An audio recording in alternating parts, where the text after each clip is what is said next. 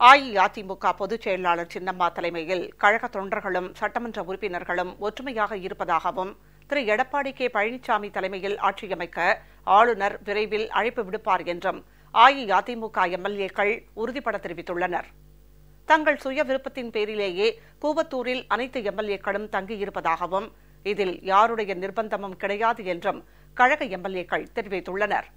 சென்னையை அடுத்த கூவத்தூரில் நேற்று செய்தியாளர்களுக்கு பேட்டியளித்த அஇஅதிமுக எம்எல்ஏக்கள் கழக பொதுச் செயலாளர் சின்னம்மா தலைமையில் தாங்கள் அனைவரும் ஒற்றுமையாக இருப்பதாகவும் திரு எடப்பாடி கே பழனிசாமி தலைமையில் அஇஅதிமுக ஆட்சி விரைவில் அமைவது உறுதி என்றும் தெரிவித்தனர். His Excellency, the Governor, is a learned person. He is advocate by profession. He is a very good parliamentarian and he was a Home Minister. He knows his constitutional obligations. Yesterday we presented the requisition letter to form the government submitted by Honorable Minister Edappadi Palaniswamy avargal, and 12 of us, our team, 12 of us, we went there and met the governor. He was very courteous and he received us and he gave a patient hearing and he went through the letter that we have submitted, signed by 125 ADMK members, MLAs, and he was going through the list of MLAs who have signed the letter, and he has given the assurance that we will be called very soon to form the government. And he knows, and all of us know, that at the time of crisis, when Honorable Amma his sudden demise, he took over and he showed the world his constitutional obligations. We took over and immediately he has called to form the government immediately, if that is the capacity, capability and his acumen about his constitutional obligations. So he will definitely call us and he will give us a positive reply, and he knows he is going to call us, and he was very, very courteous. மாண்புமிகு அண்ணன் TTV Dinakaran அவர்களை பற்றி உங்கள் அனைவருக்கும் தெரியும். அம்மா அப்பவே அண்ணனுக்கு மாநில பேரவை செயலாளராக அம்மா அவர்கள் பொறுப்பு கொடுத்து அவரை நாடாளுமன்ற உறுப்பினராக, நாடாளுமன்றத்திலும் சரி கட்சியினுடைய பேரவை செயலாளர் என்பது மிக முக்கியமான ஒரு சார்பணி. அதில் தமிழ்நாடு பூரா சுற்றி வந்து கழக உடன்பிறப்புகளுடைய ஒருங்கிணைந்து அவர் செயல்பட்டிருக்கிறாரு. கட்சி பணியும் தெரியும். பார்லிமெண்ட்டில் அவர் 1999 நாங்கள்லாம் சட்டமன்ற உறுப்பினர்கள். அப்போது நம்மளுடைய கவர்னரும் மினிஸ்டர் அங்கே இருந்திருக்கிறாரு. அதனால் டிடிவி அண்ணனுக்கு பொறுப்பு கொடுத்ததோ, டிடிவி அண்ணன் புதுசாக கட்சிக்கு வரல, டிடிவி அண்ணனுக்கு திடீர்னு பொறுப்பு கொடுத்துடல. அவர் நாடாளுமன்ற உறுப்பினராக, கழக பேரவை செயலாளராக, கழக உடன்பிறப்புகளுக்கும் கட்சியில் அனைத்து நிர்வாகிகளையும் ஒருங்கிணைந்து செயல்படக்கூடியவர் என்பது உங்களுக்கு எல்லாருக்குமே தெரியும். செய்தி சேகரிக்கிறவங்க, இந்த மீடியாவில் இருக்கிறவங்க எல்லாருக்குமே உண்மை தன்மை நன்றாக தெரியும். அதை நாங்கள் சொல்லி நீங்கள் தெரிந்து நாங்கள் கடந்த ஒரு வாரமாக இந்த கோல்டன் பே ரிசார்ட்டில் தங்கியிருக்கோம். எங்களுடைய சக சட்டமன்ற உறுப்பினர்கள் 125 பேர் ஒரே குடும்பமாக இங்கே அவரவர் விருப்பத்தின் பேரில் இந்த ரிசார்ட்டில் நாங்கள் தங்கியிருக்கோம். எங்களோட கொள்கை எதுக்காக நாங்கள் இங்கே தங்கியிருக்கோம் அப்படின்னாக்க, மாண்புமிகு அம்மா அவர்களின் ஆட்சியை நிலைநிறுத்துவதற்காக நாங்கள் அனைவரும் ஒன்று கூடி இங்கே தங்கியிருக்கிறோம். யாருடைய வற்புறுத்தலோ எதுவுமே கிடையாதுங்க. மாண்புமிகு அம்மா அவர்களின் ஆட்சியை கொண்டு வருவதற்காக நாங்கள் எல்லாருமே ஒன்று கூடி இருக்கோம். நேற்றைய தினம் கூட பார்த்தீங்கன்னாக்கா எங்களுடைய பொதுச் செயலாளர் சின்னம்மா அவர்கள் சட்டமன்ற குழு தலைவராக மாண்புமிகு ஹைவேஸ் மினிஸ்டர் அண்ணன் எடப்பாடியார் அவர்களை அறிமுகம் செய்தார்கள். மாண்புமிகு மேதகு ஆளுநர் அவர்களும் அழைப்பதாக சொல்லியிருக்கிறார்கள். இன்றைய தினமும் மேதகு ஆளுநர் அவர்கள் எங்களை அழைப்பார்கள் என்ற நம்பிக்கையோடு இருக்கின்றோம். மாண்புமிகு அம்மா அவர்களின் ஆட்சியில் நிறைய செய்யணும் அப்படிங்கிற அந்த நோக்கத்தோடு தான் நாங்களாம் ஒவ்வொருத்தரும் சட்டமன்ற உறுப்பினர்களும் நாங்கள் வந்திருக்கோம். பெரும்பான்மையான சட்டமன்ற உறுப்பினர் இருக்கிறார்கள். நேற்றைய தினம் ஆளுநரை சந்தித்து கொடுத்திருக்கிறோம். மிக விரைவில் அவர் அழைப்பார் என்று நாங்கள் எதிர்பார்க்கிறோம். ஆகவே விரைவில் அழைப்பார். மக்களால் தேர்ந்தெடுக்கப்பட்ட ஒரு மக்கள் பிரதிநிதியினுடைய மன உளைச்சலுக்கும் அச்சுறுத்தலுக்கும் ஆளாக்கப்பட்டிருக்கிறது. இதை எங்களுடைய பாதுகாப்பையும் மன உளைச்சலையும் பாதுகாக்க வேண்டிய பொறுப்பு சட்டப்பேரவை தலைவருக்கு இருக்கிறது என்பதை உறுதி செய்யும் விதமாக நீங்கள் 3 நாட்களுக்கு முன்னால் இதே காவல்துறை நம்முடைய செய்யூர் வட்டாட்சியர் அவர்களுடைய தலைமையில் நம்முடைய காஞ்சிபுரத்தினுடைய துணை கண்காணிப்பாளருடைய தலைமையிலே உள்ளே வந்து ஒவ்வொருவரிடத்திலும் நீங்கள் எப்படி இருக்கிறீர்கள், சுயமாக இருக்கிறீர்களா, சுதந்திரமாக இருக்கிறீர்களா என்று ஒவ்வொரு அறையும் எத்தனை பேர் தங்கியிருக்கிறீர்கள் என்று ஆய்வு செய்து அந்த ஆய்வியை உயர்நீதிமன்றத்திலே தாக்கல் செய்ததற்கு பிறகும் காமந்து சர்க்காருடைய முதலமைச்சராக இருக்கிற பன்னீர்செல்வத்தினுடைய ஏவுதலின் பேரிலே தூண்டுதலின் பேரிலே தினம்தோறும் ஒரு நாளைக்கு ஒரு முறை ஸ்பெஷல் போலீஸை வைத்து உள்ளே நாங்கள் தங்கியிருக்கிற விடுதிக்குள்ளே சென்று தினம்தோறும் ஆய்வு செய்தால் அந்த மன உளைச்சலுக்கு யார் காரணம் சொல்லுங்கள். அதனால்தான் நாங்கள் எங்களுடைய தனி மனித சுதந்திரத்தை மீறுகிற செல். நாங்கள் இங்கே இந்த விடுதியிலே சட்டமன்ற உறுப்பினர்களெல்லாம் சுதந்திரமாக சின்னம்மா அவர்களுடைய ஆலோசனை பேரில் இங்கே நாங்கள் சுதந்திரமாக இருக்கிறோம். இங்கே யாரும் விஷமத்தன்மையாக பொய்யான தகவலை கூறிக்கொண்டு வருகிறார்கள். மக்கள் அதற்கு தகுந்த பாடம் புகட்டுவார்கள். திமுகவினுடைய கைக்கூலியாக மாறிய பன்னீர்செல்வம் அவர்களை ஒருபோதும் புரட்சித் தலைவி அம்மாவுடைய ஆத்மா அவர்களை மன்னிக்காது. புரட்சித் தலைவி அம்மா அவர்கள் தமிழ்நாடு முழுக்கும் சுற்றி அலைந்து திரிந்து மக்களிடத்திலே ஓட்டு கேட்டு பல திட்டங்களை கொடுத்து மக்கள் உங்களுக்காக வாழ்ந்து கொண்டிருக்கிறார்கள், உங்களுக்காக தான் நான் வாழ்ந்து கொண்டிருக்கிறேன் என்று தகவல்களை சொல்லி வாக்கு பெற்று உங்களுக்கு பல திட்டங்களை கொடுக்க போகிறேன் என்று வாக்குறுதி கொடுத்து ஓட்டு வாங்கியிருக்கிறார். அம்மா அவர்கள் உடல்நலத்தை பார்த்து கொள்ளாமல் தன்னுடைய உழைப்பை தந்து வெற்றி பெற்றிருக்கிறார். அந்த ஆட்சி மீண்டும் போகக்கூடாது என்று சின்னம்மா அவர்கள் இங்கே சேர்த்து பிடிக்க வேண்டும், ஒற்றுமை சேர வேண்டும், ஒற்றுமையாக நீங்கள் இருக்க வேண்டும் என்று கேட்டுக்கொண்டு நம்ம ஒற்றுமையாக இருந்தால்தான் அம்மாவுடைய ஆட்சி நிலைநிறுத்த வேண்டும் என்று எண்ணத்தில் புரட்சித் தலைவி சின்னம்மா அவர்கள் இங்கே ஒற்றுமைப்படுத்தியிருக்கிறார் எங்களை. காபந்து முதலமைச்சராக இருக்கிற பன்னீர்செல்வம் காவல்துறையினரை அனுப்பி எங்களை அச்சுறுத்துகிற வகையிலே விசாரணை நடத்தி கொண்டிருந்தார்கள். நான் என் சுய விருப்பத்தின் பேரில் இருக்கிறேன். நான் ராதாபுரம் சட்டமன்ற தொகுதி உறுப்பினர். எங்களுடைய கட்சி தலைமை என்ன சொல்லியிருக்கிறது என்றால், கொறடா நம்முடைய கட்சி சார்பிலே தேர்ந்தெடுக்கப்பட்டிருக்கிறவரை கவர்னர் எந்த நேரத்திலும் அழைக்கலாம், சென்னையிலே தங்கியிருங்கள் என்று சொன்னார். என்னுடைய சக சட்டமன்ற உறுப்பினர்கள், இவரெல்லாம் என் நண்பர்கள், இவர்கள் சட்டமன்ற உறுப்பினர்கள் இங்கு தங்கியிருப்பதால் நான் இங்கு வந்து சென்று கொண்டிருக்கிறேன்.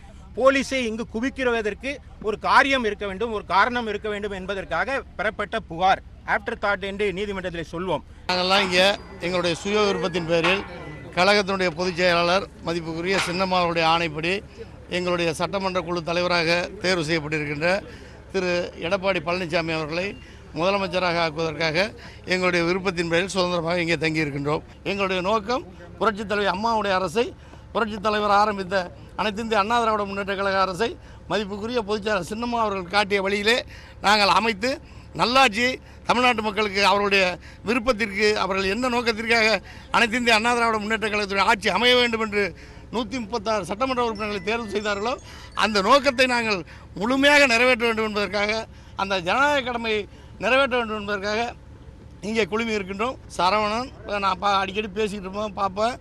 அவர் முழுமையான விருப்பத்தோடு தான் அவர் இங்கே தங்கியிருந்தார். ஆனால் ஏதோ அவருக்கு பேரத்தில் படிந்திருக்கிறாரோ என்னவோ அதை பற்றி எங்களுக்கு தெரியவில்லை.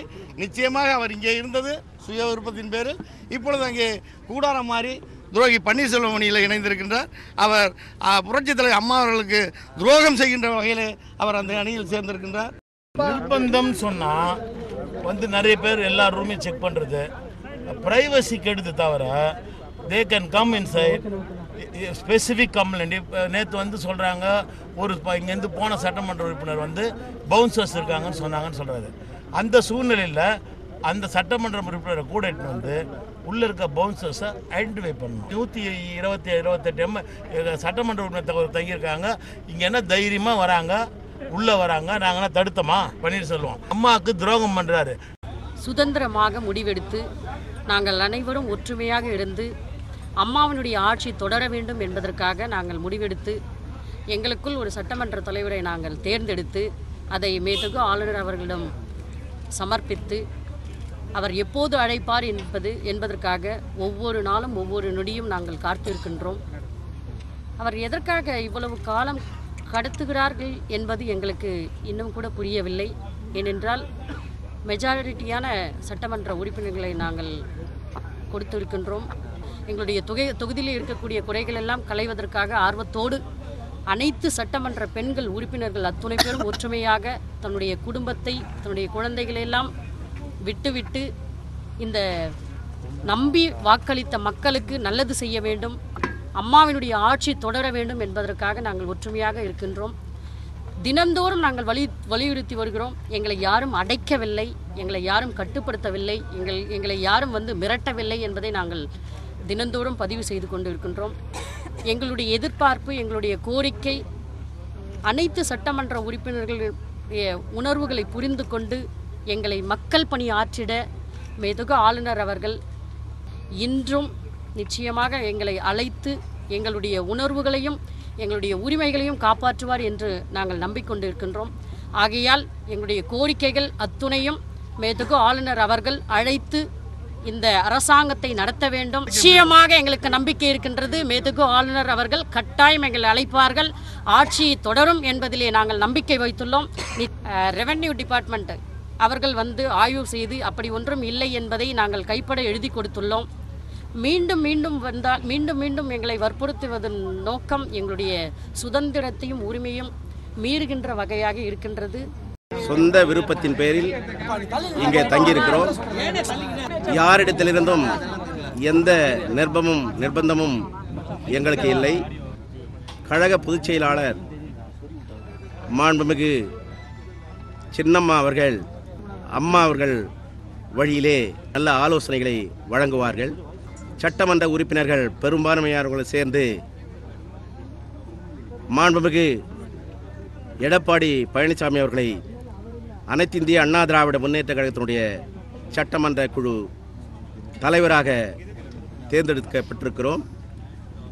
யாருக்கும் எந்த விதமான நிர்பந்தமும் இல்லை. நல்ல ஆளுநர் இப்பொழுது தமிழ்நாட்டில் இருக்கிறார், அனுபவம் வாய்ந்தவர். அதிலே நல்ல முடிவினை எடுப்பார் என்று நாங்கள் நினைக்கிறோம். பெரும்பான்மை யாருக்கு இருக்கிறதோ அவர்களைத்தான் அழைக்க வேண்டும் என்பது இந்திய அரசியலமைப்பு சட்டத்தின் விதியாகும். எனவே பெரும்பான்மை பெற்றிருக்கிற எடப்பாடி பழனிசாமி அவர்களை நிச்சயமாக ஆளுநர் அவர்கள் அழைப்பார்கள். சட்டத்தின்படியும் அரசியலமைப்பு விதியின்படியும் பெரும்பான்மை உள்ளவர்களையே மேதகு ஆளுநர் அழைக்க வேண்டும். எனவே நிச்சயமாக எங்களை அழைப்பார்கள் என்பது உறுதி. வெற்றி எங்களுக்கு நிச்சயமாக கிடைக்கப் போகிறது. எங்கள் கட்சி என்பது இராணுவ கட்டுப்பாடு மிக்க உள்ள கட்சி. மற்ற கட்சிகளைப் போல் ஆளாளுக்கு பெய்து கொண்டால் அதில் சின்ன கீரவிலிருந்து சில கருங்காலிகள், சில துரோகிகள் விலகி சென்று இருக்கிறார்கள். சட்டமன்ற உறுப்பினர்கள் ஒன்றுபட்டு ஒருமனதாக ஒரே குடும்பமாக நாங்கள் எங்களையே இணைத்து கொண்டு இன்றைக்கு ஒரு இடத்துல நாங்கள் இருந்து கொண்டிருக்கிறோம். யாரும் கட்டாயப்படுத்தவில்லை. இந்த இயக்கம் கட்டுப்பாடான எங்கள் புரட்சித் தலைவர் எம்ஜிஆர் அவர்களும் புரட்சித் தலைவர் அம்மா அவர்களும் இந்த இயக்கத்தை இராணுவ கட்டுப்பாடோடு வளர்த்திருக்கிறார்கள். அதனால் நாங்களும் சுயமாகவே கட்டுப்பாட்டோடு இருக்கின்றோம். இன்னொருவர் கட்டுப்படுத்தித்தான் கட்டாயப்படுத்தித்தான் முடிவெடுக்க வேண்டும் என்கிற நிலையில் நான் இல்லை. நாங்கள் அனைவரும் ஒட்டுமொத்தமாக ஒருமித்த கருத்தோடு யாருடைய கட்டுப்பாடோ நெருக்கடியோ இல்லாமல் சுயமாக இருக்கின்றோம். தவறான கருத்துக்களை வெளியே பரப்புகிறார்கள், சிலர் அதை நம்பிக்கொண்டு இருக்கிறார்கள். நிச்சயமாக எந்த சூழ்நிலையிலும் நாங்கள் யாருடைய கட்டுப்பாட்டிலும் இல்லை. இன்றைக்கு யாருடைய தூண்டுதல் இல்லாமல் என்னுடைய சுயமாகத்தான், யாருடைய நிர்பந்தத்தின் பேரிலும் நான் இங்கு தங்கவில்லை. அம்மா அவர்களுடைய வழிகாட்டுதலின்படி மாண்புமிகு எடப்பாடி பழனிசாமி அவர்களை சட்டமன்ற குழு தலைவராக தேர்ந்தெடுத்து அதனுடைய நகலை அமைச்சர்கள் பெருமக்கள் சேர்ந்து மாண்புமிகு ஆளுநர் அவர்களிடம் சமர்ப்பித்து வந்திருக்கின்றோம். அதற்கு மாண்புமிகு ஆளுநர் அவர்கள் எங்களை அழைப்பார்கள் என்ற எங்களுக்கு நம்பிக்கை இருக்கிறது. அந்த நம்பிக்கையின் அடிப்படையில் நாங்கள் காத்திருக்கின்றோம். நாங்கள் ஜனநாயக முறைப்படி இந்திய நாட்டில் அரசியலமைப்பு சட்டம் தான் இருக்குதுங்கிற ஒரே எண்ணத்தோட 125 எம்எல்ஏக்கள் அறுதி பெரும்பான்மையோடு இருக்கிறோம்னு சொல்லி இங்கே இருக்கோம். இது ஆளுநர்கிட்ட கொடுத்துருக்கோம். இங்கே ஆளுநர் இன்றைக்கி ஏன் இவ்வளவு தாமதம் பண்ணுறான்னு எங்களுக்கு தெரியல. நாங்கள் எங்கள் கட்சியினுடைய சட்டமன்ற கட்சி தலைவரை தேர்ந்தெடுத்துடுறோம். தேர்ந்தெடுத்து அனுப்பிச்சாச்சு. எங்கள் சார்பில் 12 பேர் அமைச்சருக்கு போய் நேற்று கொடுத்துட்டு வந்துட்டாங்க. அதுக்கப்புறம் அரசியலமைப்பு சட்டம் தானே முக்கியம். ஒரு நிமிஷம், நம்ம தமிழ்நாட்டிலையும் சரி இந்தியாவிலையும் அரசியலமைப்பு சட்டம் முக்கியமா இல்லையா? ஜனநாயகப்படி அழைக்கணும். புரட்சி தலைவர் ஆட்சி, புரட்சி தலைவி அம்மாவுடைய ஆட்சியை தமிழகத்தை நிறுவனங்கிற ஒரே ஒரு காரணத்துக்காக ஆளுநர் ஜனநாயகத்தை மதித்து எங்களை அழைப்பார் அன்பாக என்று நாங்கள் எதிர்பார்த்துட்டு இருக்கோம். 125 சட்டமன்ற உறுப்பினர்கள் ஒருங்கிணைந்து ஒற்றுமையாக புரட்சி தலைவி அம்மா அவர்களின் ஆட்சி அமைய வேண்டும் என்று நாம் இங்கு செயல்பட்டு கொண்டிருக்கின்றோம். யாரும் எங்களுக்கு கட்டாயப்படுத்தவில்லை, யாரும் எங்களை இங்கே அடைத்து வைக்கவில்லை. நான் முஸ்லிமாக இருந்தாலும் எனக்காக என்று தனி மரியாதையை தந்து நான் 5 மணி நேர தொழுவதற்காக தனி இடத்தையும் எனக்கு ஏற்பாடு செய்திருக்கின்றார்கள் என்பதை தெரிவித்துக் கொள்கின்றேன்.